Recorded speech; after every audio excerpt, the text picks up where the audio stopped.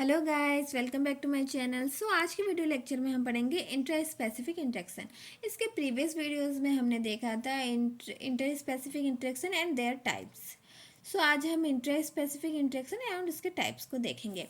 Inter specific interaction क्या होता है? Interaction between same species is called inter specific interaction. एक ही जाति के एक ही ऑर्गेनिज्म के बीच इंटरेक्शन होना ही क्या कहलाता है? इंटर स्पेसिफिक इंटरेक्शन कहलाता है।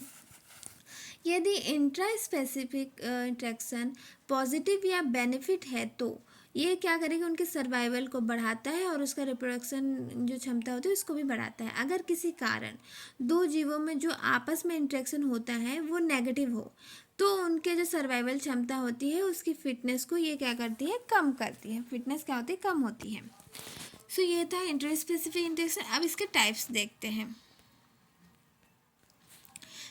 Types of inter specific interaction तो competition, cannibalism, cooperation, aggregation, society formation. First है कंपटीशन। तो कंपटीशन जो है वो इंटर स्पेसिफिक भी हो सकता है, इंटर स्पेसिफिक भी हो सकता है। मतलब सेम स्पीसीज में भी हो सकता है, डिफरेंट स्पीसीज में भी हो सकता है। ये दो तरह के होते हैं, डायरेक्ट और इनडायरेक्ट। जो डायरेक्ट कंपटीशन होता है इसमें दो ऑर्गेनिज्म एक दूसरे को डायरेक्ट आपस में फिजिकल कंपैक्ट करते हैं, फाइट करते हैं, तो वो क्या होता है? डायरेक्ट इंट्रा स्पेसिफिक कंपटीशन कहलाता है। पर जो इनडायरेक्ट होता है इस प्रकार के कंपटीशन में कोई भी फिजिकल कंपैक्ट नहीं होता, ये एक दूसरे को हानि नहीं पहुंचाते हैं। इसमें दो दो दो जो कंपटीशन है, दो कॉम्पैक्ट के बीच में जो तीसरा है वो क्या करता है? फ़ायदा मतलब लाभ उठा के चले जाता है। फॉर एग्जाम्पल के लिए कोई दो बच्चे लड़ रहे हो तो तीसरा क्या करता है?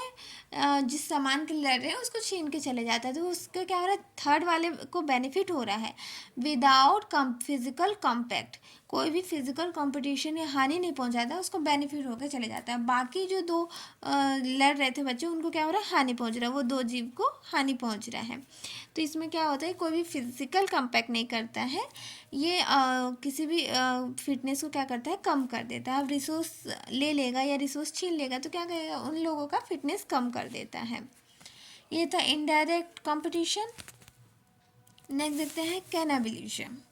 कैनाबिलिज्म को हम नरभक्षण भी कहते हैं। कैनाबिलिज्म का मतलब होता है भोजन के रूप में एक ही स्पीसीज के संपूर्ण व्यक्ति को खा जाना।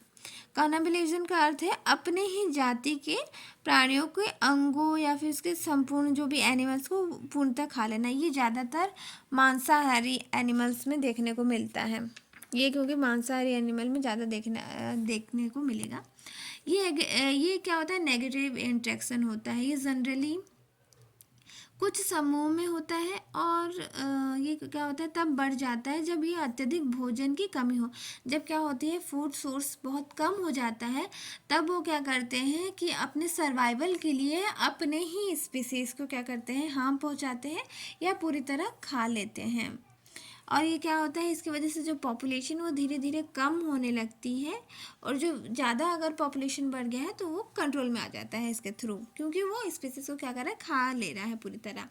इसमें एक रिस्क ये है कि अगर कोई स्पीसीज को कुछ पैथोजन या ट्रांसमिशन या कुछ डिजीज़ है, तो अगर उस स्पीसीज को कोई दूसरा स्पीसीज खा रहा है तो उसमें भी वो वायरस बैक्टीरिया चले जाएगी जो खाने वाला एनिमल है।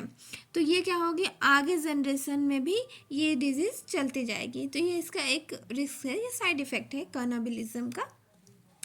नेक्स्ट है कोऑपरेशन। कोऑपरेशन में क्या होता है? ये एक प्रकार का पॉजिटिव इंटरेक्शन है जो एनिमल को आपस में क्या करता है? बेनिफिट पहुंचाता है या फिर हेल्प करता है। ये ह्यूमन में भी देखने को मिलता है, एंड्स में भी मिलता है, मंकीज़ में भी मिलता है।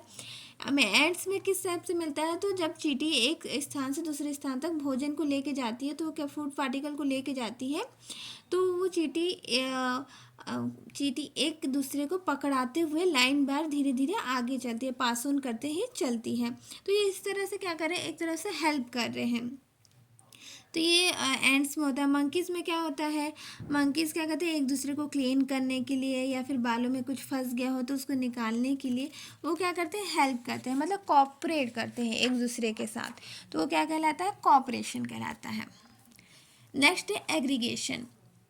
इसका रिजल्ट पॉजिटिव भी हो सकता है, नेगेटिव भी हो सकता है, मतलब पॉजिटिव नेगेटिव दोनों हो सकता है, एक टाइम पे कुछ भी नहीं हो सकता है। फॉर एग्जांपल के लिए, जैसे बहुत ज़्यादा धूप है, कहीं छाए वाले पेड़ में हमको जाना है, जैसे बहुत ज़्यादा धूप है तो एनिमल्स क्या कर रहे हैं कि छाए वाले जहाँ छाया है उस पेड़ के पास जा रहे हैं।